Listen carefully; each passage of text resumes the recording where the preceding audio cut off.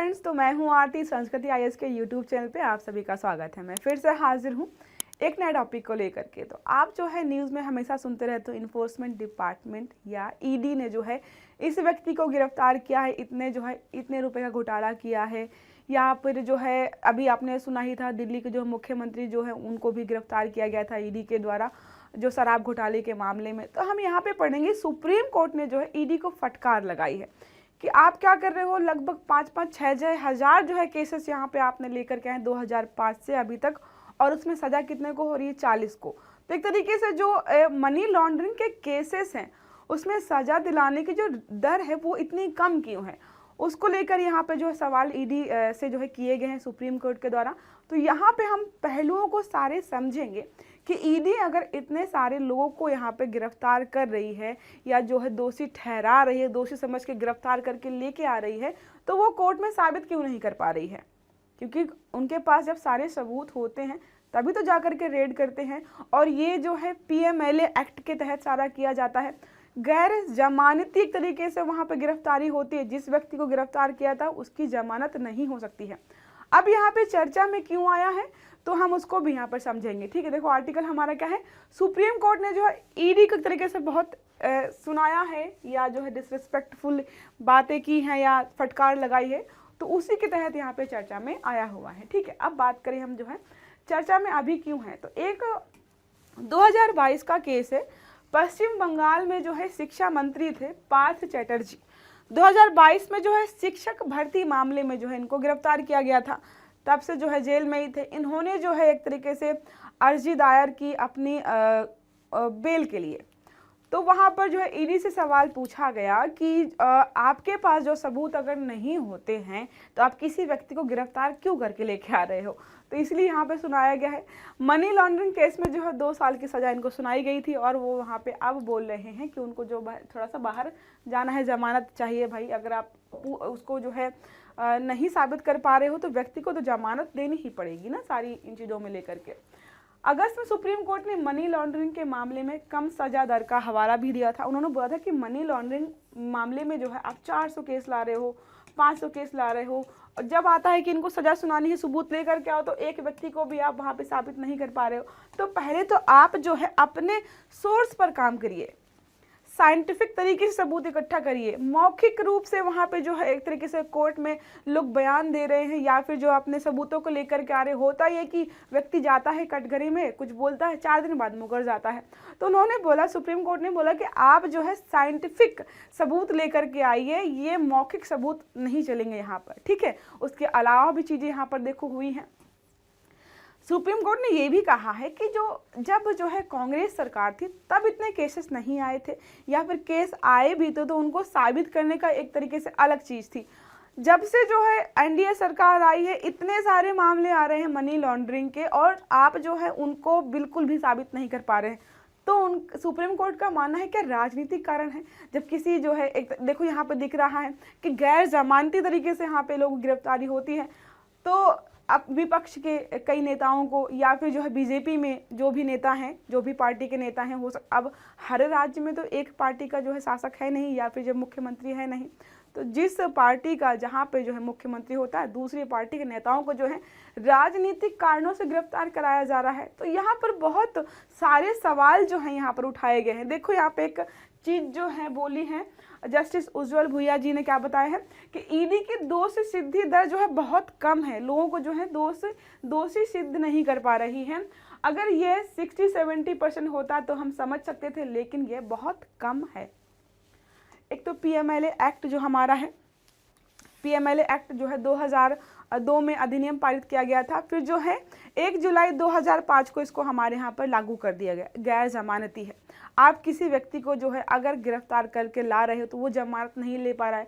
अब जैसे इनके बारे में हमने जो है पढ़ा, तो 2 साल से बेचारे जेल में हैं। वो मतलब बेचारे कहे या नहीं ना कहे, लेकिन फिर भी जो है जेल में है, और आप उनके खिलाफ जो है एक तरीके से जो भी दोष आपने लगाए हैं साबित नहीं कर पाए। तो बाई चांस कोई व्यक्ति निर्दोष हुआ और आपने जो इस एक्ट के तहत उसको जो है मतलब एक तरीके से पकड़ा और वहाँ पे जेल में जाके बंद कर दिया, तो उसका समय, उसकी रिस्पेक्ट सब खराब होती है। तो पहले आप जो है सबूत अच्छे से लेकर के आइए। अब हम बात करें यहाँ पर सुप्रीम कोर्ट ने क्या क्या चीज़ें बोली है। बहुत सारा सुनाया है ईडी को, बहुत सारी चीज़ें बोली। देखो क्या क्या बोला है। पीएमएलए एक्ट के तहत 5297 केस दर्ज किए हैं, जिसमें से सिर्फ 40 को ही दोषी करार दिया गया है। समझ रहे हो, रेट देखो कितना, रेशियो देखो। मौखिक साक्ष्य लेकर के आ रहे हैं, साइंटिफिक साक्ष्य लेकर के आइए, लोग मुकर जाते हैं बाद में, आपके जो भी गवाह हैं वो सारे खराब हो जाते हैं। सरकार ने 1.4 लाख करोड़ रुपए की संपत्ति कुर्क के जब्त की है। जब भी कहीं पर रेड पड़ती है तो उसके यहाँ से ज्वेलरी, जो कैश, सारा पैसा लेकर के लोग चले आते हैं। तो आप छापा मार रहे हो, वहां से पैसे उठा रहे हो, और उस व्यक्ति के खिलाफ आप उस मामले को सिद्ध नहीं कर पा रहे हो। इसका मतलब लोगों की संपत्ति भी आप बिना बात का जब्त कर रहे हो, अगर आप उसको प्रूव नहीं कर पा रहे हो। उसके अलावा देखो क्या है, पिछले दशक में 2500%, 2, 4, 10, 15 नहीं, 2500% अधिक लोगों को गिरफ्तार किया गया है और दोषी भी नहीं ठहरा पा रहे। यूपीए में यूपीए सरकार जब थी तो 1797, तो एनडीए में 5155 केस यहाँ पे दर्ज किए गए हैं। यूपीए में 84 जांच, तो एनडीए सरकार में 7300 जांचें हुई हैं। उसके अलावा 132 मामले राजनेताओं से संबंधित हैं। सजा सिर्फ कितने को हुई है? एक को सजा हुई है। और वहाँ पे देखो राजनेता, सबसे ज़्यादा मामले वैसे राजनेताओं के खिलाफ ही हैं। पैसा किसके पास होता है? नेताओं के पास, राजनेताओं के पास। तो इसलिए ईडी कहाँ जाती है? राजनेताओं के पास जाती है। या बड़े बड़े जो बिजनेसमैन होते हैं, जिनको लगता है कि गलत तरीके से पैसा कमा रहे हैं, ब्लैक मनी को वाइट कर रहे हैं, या किसी भी गलत धंधे में पड़े उससे पैसा कमा रहे, वहीं जाती है। तो ज़्यादातर मामले इन्हीं के होते हैं। और आप सबको पता है हम लोग की मानसिकता क्या, बहुत सारे लोगों को सोचना यही है। ईडी कई जगह छापेमारी करती है, पैसा जो भी मिलता है वो सेटलमेंट करके मामला वहीं रफा दफा कर देते हैं। मतलब क्या है, आपने रेड मारी या फिर जो भी आपने मामला दर्ज किया वो खुद ही अपने स्तर पर निपटा ले रहे हो। तो ऐसी चीज़ों की वजह से ईडी पर सवाल उठाए जा रहे हैं। यहाँ पे अलग अलग जो भी पार्टी हमारी हैं, विपक्ष और पक्ष उनके खिलाफ कितने नेताओं के खिलाफ यहाँ पर ईडी ने केस दर्ज किए हैं, या फिर जानकारी ली है, या फिर लोगों को गिरफ्तार किया। सारा डाटा हमारा पीछे था, वो राजनीतिक मुद्दा है, उससे संबंधित प्रश्न हमारे यहाँ पर नहीं पूछे जाएंगे। हमारा जो इम्पोर्टेंट है पीएमएलए, ठीक है, जिसका आपने बताया, मैंने आपको बताया 2002 में एक्ट आया था और 2005 में इसको लागू किया गया था। पीएमएलए एक्ट धन शोधन विधेयक एक्ट हमारा उसमें क्या है, धारा 45 है, अपने आप में बहुत पावरफुल है। ईडी की बढ़त यहाँ पे हो जाती है। ईडी को पावर धारा 45 से ही मिलती है। पहली बात क्या है, यहाँ पर जमानत दोहरी शर्तों पर है, किसी आरोपी के लिए बेहद सख्त यहाँ पर है। पहला क्या है, किसी व्यक्ति को अदालत में यह साबित करना होता है कि वह पहली नज़र में अपराध के लिए निर्दोष है। जैसे क्या है, जब पुलिस किसी को गिरफ्तार करती है तो पुलिस को वहाँ पे साबित करना होता है कि ये दोषी है। कोर्ट में जब केस जाता है तो पुलिस की ड्यूटी होती है कि वो उसको दोषी करार करे। मतलब कोर्ट उसको मान के चलती है व्यक्ति निर्दोष है। लेकिन जब इस एक्ट के तहत किसी व्यक्ति को गिरफ्तार किया जाता है तो वहाँ पे माना जाता है कि आप दोषी हो, आपको अपने आप को निर्दोष साबित करना है। ठीक है, सबसे बड़ा टेंशन यहाँ पे यही होता है। आरोपी जज को यह समझा ले जाए कि वह जमानत पर रहते हुए कोई अपराध नहीं करेगा। तो दूसरा ये भी होता है कि अगर आपको जमानत चाहिए तो आपको जज के सामने ऐसी चीज़ें बतानी होगी या ऐसे फैक्ट रखने होंगे जिससे लगे कि हाँ भाई, आप जमानत पर जा कर के कोई उल्टी सीधी चीज़ नहीं करोगे।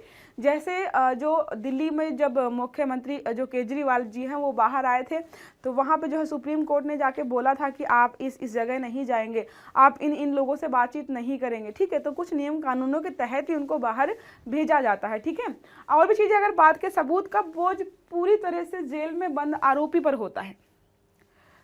वैसे सबूत पुलिस को लाने होते हैं और यहाँ पे सबूत किसे लाने पड़ रहे हैं, आरोपी को लाने पड़ रहे हैं। इसलिए ईडी को पावर मिल जाती है। आरोपी के लिए पीएमएलए एक्ट के तहत जमानत पाना तकरीबन असंभव है, क्योंकि गैर जमानती यहाँ पर अरेस्ट किया जाता है। और भी चीज़ें हैं। जस्टिन रोहिंग्टन नरीमन और एसके कौल की पीठ ने जमानत के लिए 2 अतिरिक्त शर्त जोड़ने वाली पीएमएलए एक्ट की धारा 45(1) को मनमाना बताते हुए 2017 में रद्द भी कर दिया था। जो नई नई जो है वहाँ पे धाराएं ऐड की जा रही हैं, जिसके तहत जो है लोगों की जो है एक तरीके से बेल जो और मुश्किल हो जाती है, उसको 2017 में जो है गैर एक तरीके से अमान्य घोषित भी कर दिया गया था। ठीक है, इसके अलावा भी अगर हम बात करें ईडी की, अब जो इन्फोर्समेंट डिपार्टमेंट हमारा है, अब वो जो हमारा किस मंत्रालय के तहत काम करता है, कब स्थापित किया, तो बहुत पुराना मंत्रालय है।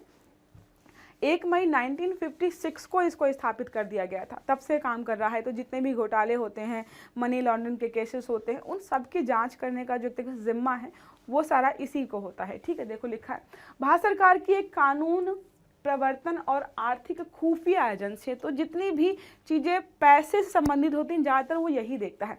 1 मई 1956 को इसकी स्थापना की गई थी या इसको बनाया गया था, आपको याद रखना है। ठीक है, वित्तीय अपराधों से निपटने की जिम्मेदारी इसी पर है। ईडी राजस्व विभाग और वित्त मंत्रालय के तहत कार्य करता है, काम करता है। नई दिल्ली में इसका मुख्यालय है। इसके अलावा भी रीजनल मुख्यालय भी इसके हैं, मुंबई में है, चेन्नई में है, आपका चंडीगढ़ है, कोलकाता और दिल्ली में तो आपने सुन लिया। तो टोटल 5 जगह से ये काम करता है। ठीक है, तो ये 5 जगह से काम करता है।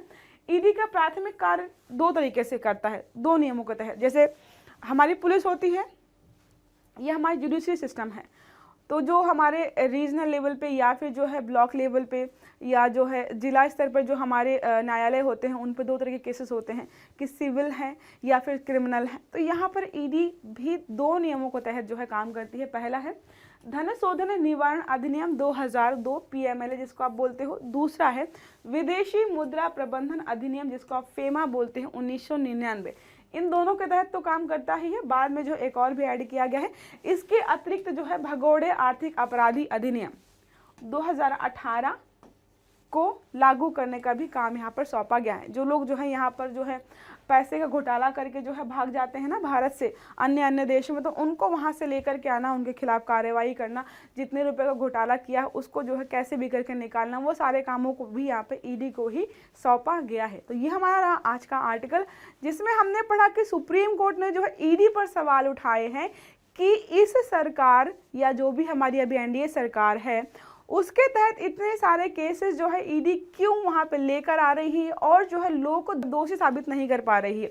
तो जो है दोषी करार करने की जो रेट है इतनी कम क्यों है, इसको जो है कैसे सुधार सकती है, और ईडी क्या है, किस एक्ट के तहत जो लोगों की गिरफ्तारी होती है और किस जो है न्यूज़ की वजह से जो है ये चर्चा में आया है, हमने सारा समझ लिया है। आई होप आपको समझ में आई होगी, क्लास भी अच्छी लगी होगी। अगर वीडियो अच्छा लगा है तो लाइक करिएगा, चैनल को सब्सक्राइब करिएगा, सारे वीडियो टाइम से मिले इसके लिए बेल आइकन जरूर दबाइएगा। अच्छे से पढ़िएगा। Have a good day, thank you.